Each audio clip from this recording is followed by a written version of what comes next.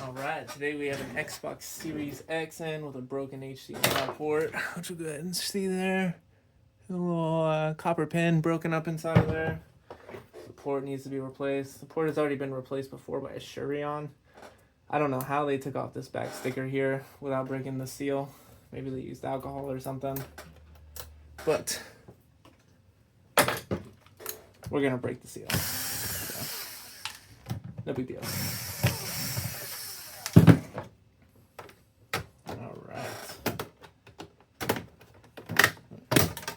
A little bit of dust inside of here. We're gonna go ahead and vacuum that out. Ooh.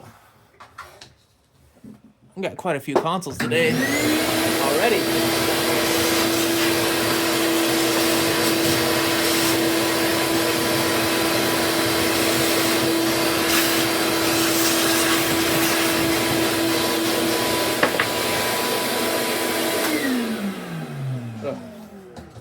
Anyways, got quite a few consoles today already. Have this Xbox, have a PS5 HDMI port, and another PS5 HDMI port who has an appointment for 11, which is in about 40 minutes. So we're moving and grooving today. I always try to take my time on these Xboxes though. I don't really film these ones because they're a little bit more challenging to work on. And I would say the success rate is a little bit smaller when repairing these. Most of it has to do with the IC encoder chip and like all that other crap in these. It's just a little bit different. Like that chip can get shorted out really easily whenever the port breaks. At least what I've seen. You know, I don't know if other people have seen something different, but from what I've seen, there has been instances of that happening. Also, when you're putting these together and taking them apart, excuse me, didn't mean to bump that there. When you're putting these together, if there's dust in any of the connectors or anything like that, wow, look at the connector on this. It is old. This must be one of the first ones. But if there's any dust and inside of any of the connectors, the console will not turn on. So you have to be very careful to get all the dust out.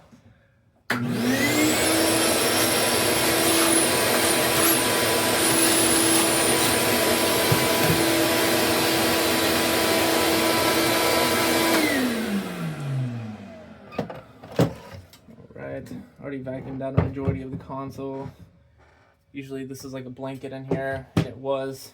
You can still see the leftovers of the little blanket right there.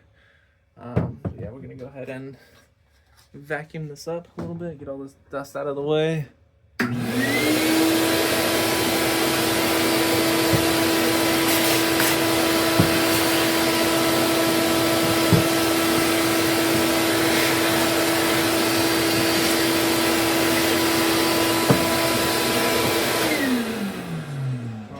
Now that we got a majority of the dust out of the way, we can start disassembling it. I'm gonna bring this a little closer here. Let's see. Yeah, you can still see that there. All right.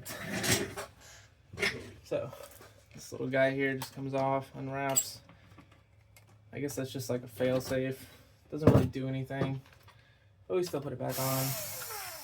Keeps I guess in case of I have seen these consoles though where the little pegs break that hold the console in there, so that rubber thing right there will help prevent the console from banging around inside of the box.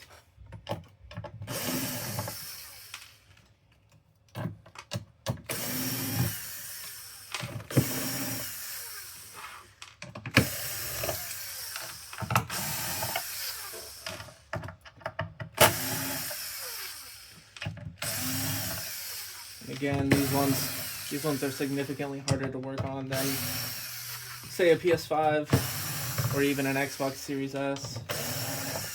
With these ones, you have to be very careful with taking it apart and putting it back together.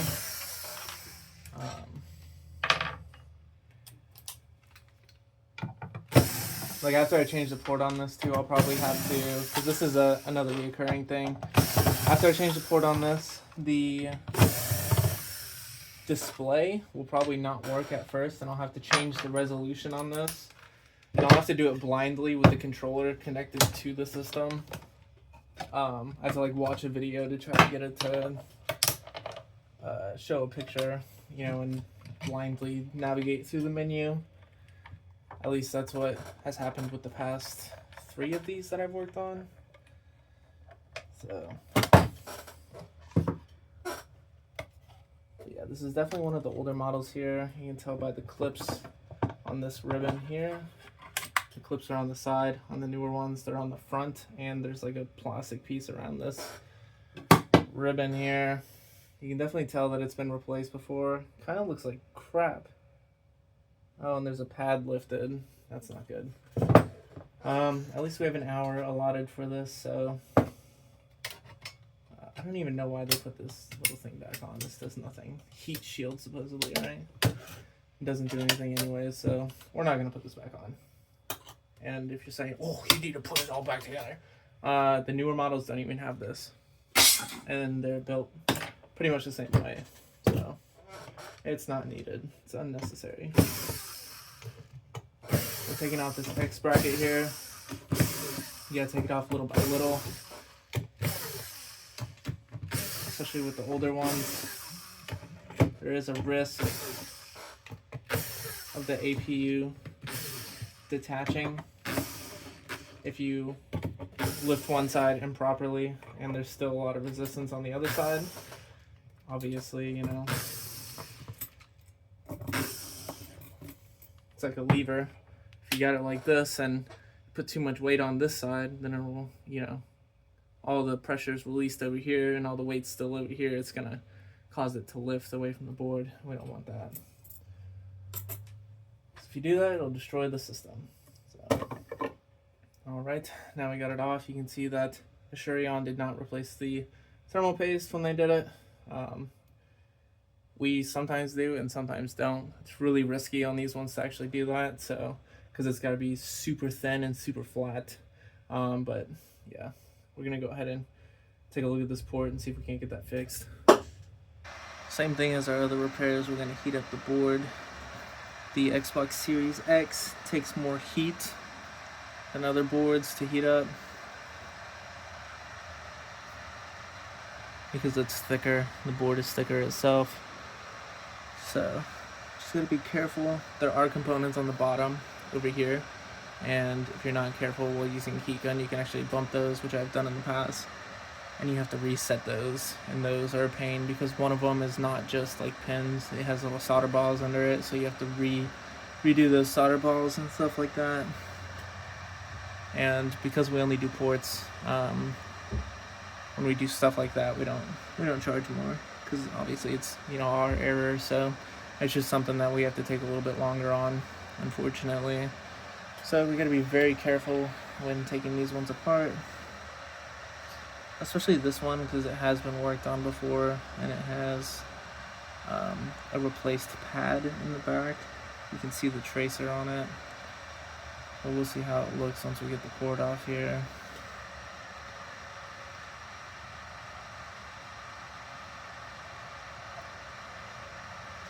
Port is a little loose there. Just want to move it side to side. See if it'll move side to side at all. So I never force these ones off. You always gotta move them side to side, kind of like so. And it should just come off like that. So you can see that there is one of the pads missing right there, which maybe we can get a close-up on. So you can see that one brown spot in the pads there. That is where a pad is missing.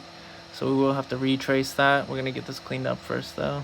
Alright, we got a new pad on there, or tracer I should say, which is like that weird copper color thing over there. Pretty frustrating to get that one on though, so I'm not too sure how successful this is gonna be on the first time we try to put it on. But we will see.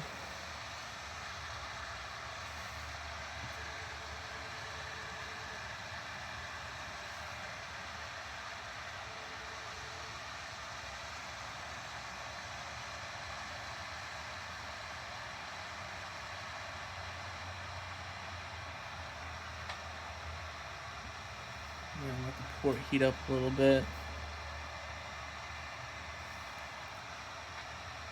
And as that heats up, you push down on the back of it very carefully.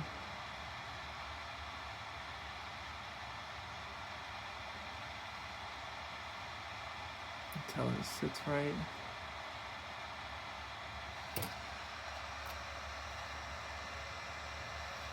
Ooh, we're gonna have to add some solder in the feet holes here.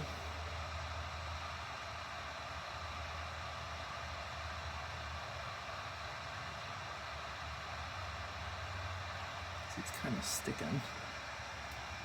Alright. I'm gonna pause this so I can focus. Hang on. Alright, so I was able to secure it. I tested all the pins in the back and it looks like they're all secured too. So we should be good to go. We're gonna let the board cool down a little bit.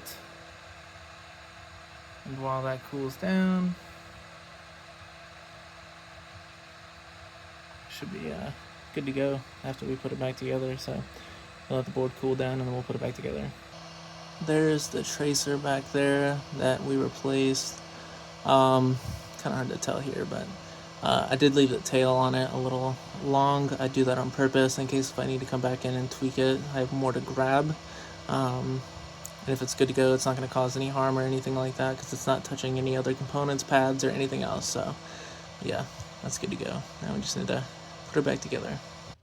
All right, now we're going to go ahead and put this sucker back together.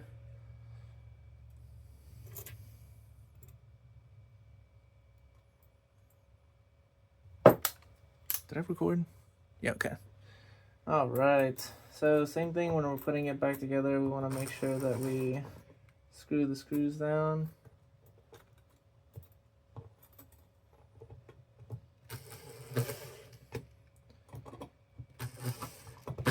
On opposite corners, and we want to secure it one by one. So just give them a little bit of a vroom vroom each side as we're going down.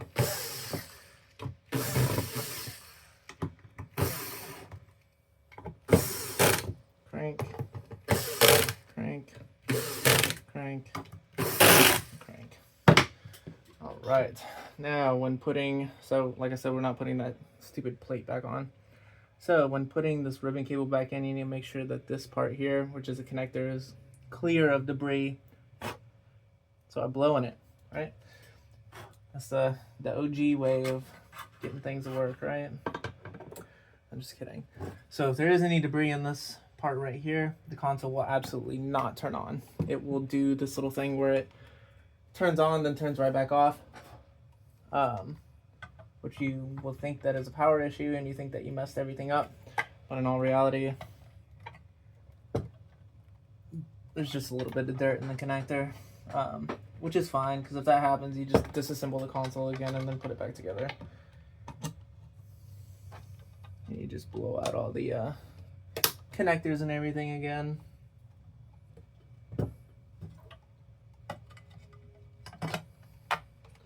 The port did look secure on there, so hopefully this works out. These ones are really finicky though. You never know what's going to happen. Everything could go perfectly right. It could be a completely untouched console. You go to turn it on and now it doesn't turn on anymore.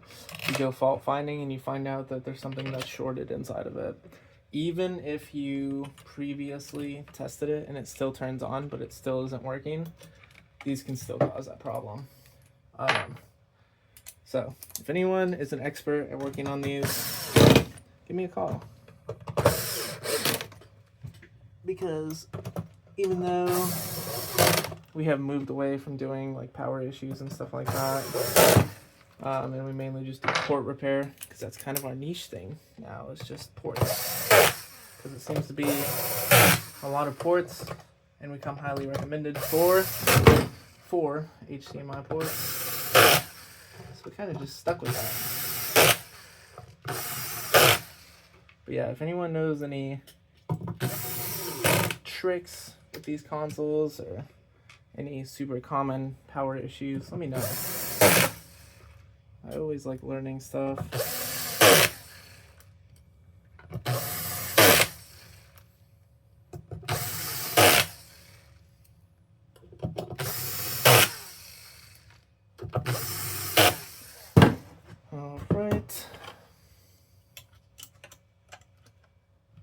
We are almost finished up on this one here, which is just in time for our 11 appointment. I actually just had another Xbox Series X dropped off during the little cool down here on this board, so we may get another one.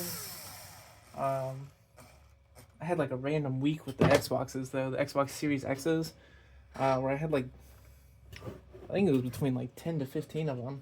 So I don't know what was going on. Maybe just everyone just happened to break theirs at the same time, but there was just like a week where there was so many of these. Or maybe, you know, just people saved up for a certain time of year. Maybe there was like a certain time of year I didn't know about, and there's some sort of like holiday or something. Who knows? But I'm going to clean this up a little bit, and then we'll get it put back together. Okay, so this one's not going to be in the highest of resolutions because I accidentally pressed the stop button instead of the unpause button while recording. So unfortunately, it's not going to be 4K. Which sucks because this would be a good one to be the 4K on, because then you'd be able to see the pad repair. Maybe I will make this a part 1 and part 2, or maybe I'll just end it at the HDMI repair part section where I did the pad, because I really need you guys to see that in high definition, because that is where the problem was lying. And this is just the rest of the assembly here, so I don't know what I'm gonna do. I might even vacuum that a little bit here.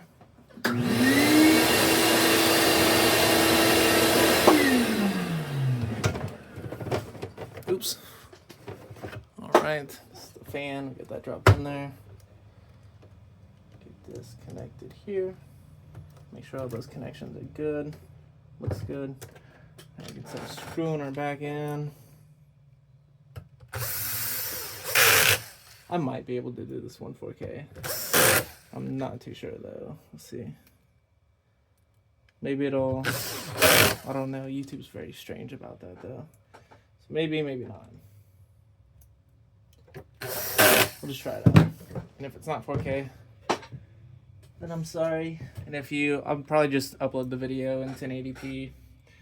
Cause I don't feel like paying for an editor. You know, not yet anyways. Not until, I do have 1,000 subscribers, but not until, you know, I'm like monetized and stuff like that, which will be later on, because I feel like that kind of lacks in authenticity most times when it comes to making videos, but we'll see.